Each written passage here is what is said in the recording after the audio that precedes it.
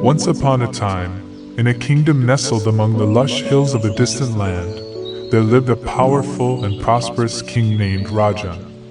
King Rajan was known far and wide for his wisdom, justice, and the wealth of his kingdom. His people adored him, and neighboring kingdoms respected his authority. However, despite all his power and riches, there was one thing King Rajan struggled with: his temper. King Rajan was easily angered. Small inconveniences, minor mistakes, or unexpected delays could set him off. When he was angry, his judgment became clouded, and his decisions were often harsh and impulsive. His advisors and servants feared his wrath, and even his closest allies were cautious around him, lest they unintentionally provoke his temper. Deep down, King Rajan knew that his inability to control his emotions was a flaw, but he did not know how to overcome it. One day, King Rajan heard of the great wisdom of a neighboring king, who was revered not only for his just rule but also for his calm and composed nature. This king, known as King Rajan, had a reputation for never losing his temper, no matter the circumstances. Intrigued and hopeful that he might learn something valuable, King Rajan decided to visit King Rajan's kingdom. Upon his arrival, King Rajan was greeted with great honor. A grand feast was prepared in his honor, with the finest foods and drinks. As the feast began, the two kings sat together, discussing matters of state, philosophy, and life. King Rajan was eager to learn from King Rajan, hoping to uncover the secret to his legendary composure. However, during the feast, a small, seemingly insignificant event occurred. As King Rajan was about to take a sip of his soup, a tiny fly landed in his bowl. The sight of the insect immediately filled him with disgust and anger. He slammed his bowl down, causing a loud clatter, and furiously ordered his servant to bring him a fresh bowl of soup. King Rajan, observing the scene, remained calm and composed.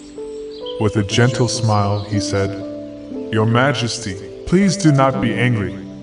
It was just a small fly, and it does not matter." King Rajan, still fuming, replied, "I cannot tolerate such things. Even a small fly can ruin my mood." King Rajan's smile widened, and he leaned in closer to King Rajan. "Your Majesty," he began softly, "allow me to offer you a piece of advice. It is not the fly that has ruined your mood, it is your reaction to it. You have the power to control your emotions. Do not let them control you."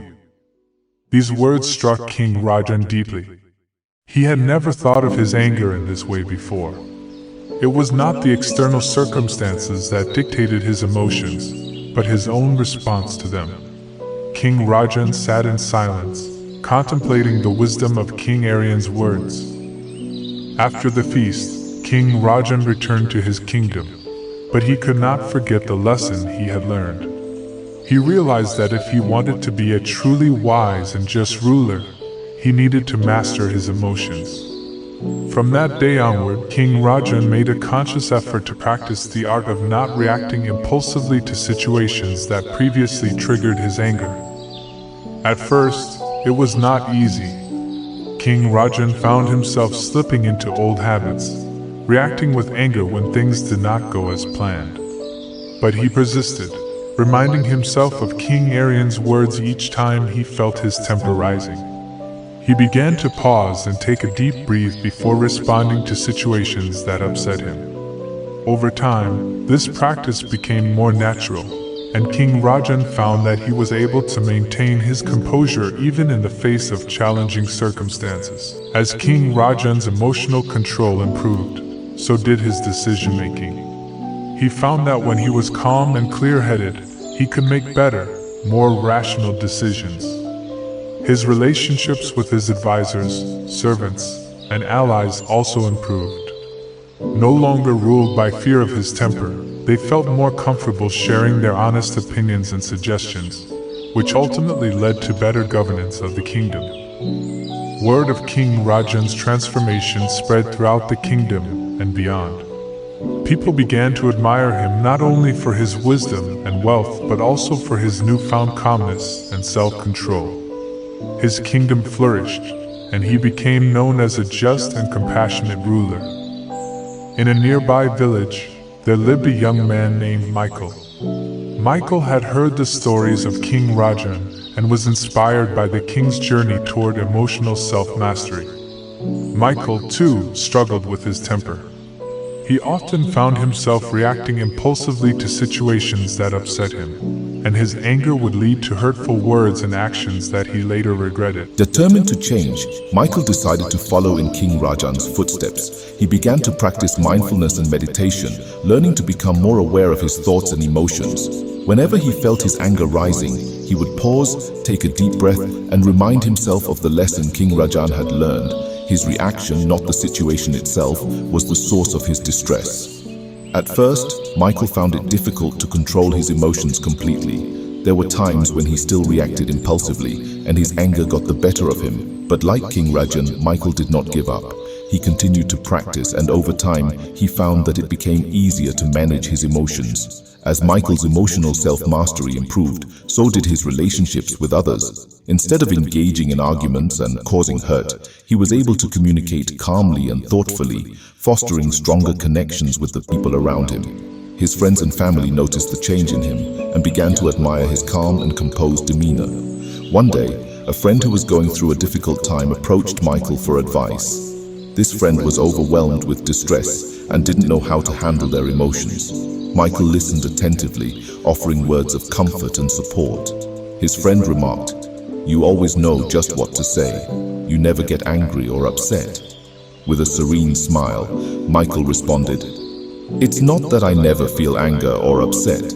It's just that I've learned to control my emotions and not let them control me.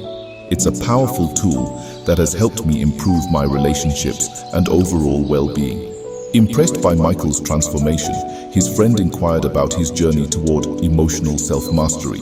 Michael shared his experience, emphasizing the significance of mindfulness and the power of not reacting impulsively. He encouraged his friend to embark on a similar path, offering guidance on how to start practicing mindfulness and emotional control. As time passed, Michael became renowned in his community for his calm and thoughtful demeanor. He demonstrated the ability to handle difficult situations with ease, earning admiration for his strength and resilience. His continued practice of mindfulness and the art of not reacting brought him a sense of inner peace and happiness. The stories of King Rajan and Michael spread far and wide, inspiring countless others to embark on their own journeys toward emotional self-mastery. These stories illustrate a valuable lesson for us all. The power to control our emotions lies within us. While we may not always have control over external circumstances, we can certainly control our reactions to them. By practicing mindfulness and the art of not reacting, we can learn to manage our emotions and respond thoughtfully rather than impulsively. This powerful tool can yield numerous benefits, including improved relationships, better decision-making, and a more fulfilling life. It reminds us that while anger and frustration may surface, the key lies in our response to these emotions. As we embark on our own journeys of self-improvement, let us remember that the true measure of strength lies in our ability to maintain composure and respond with grace even in the face of challenging circumstances. By doing so, we can build stronger connections with others, enhance our well-being, and shape a brighter, more peaceful future for ourselves and those around us. If you found this story inspiring and wish to explore more life lessons and wisdom, consider subscribing to our channel for more thought-provoking stories and valuable insights.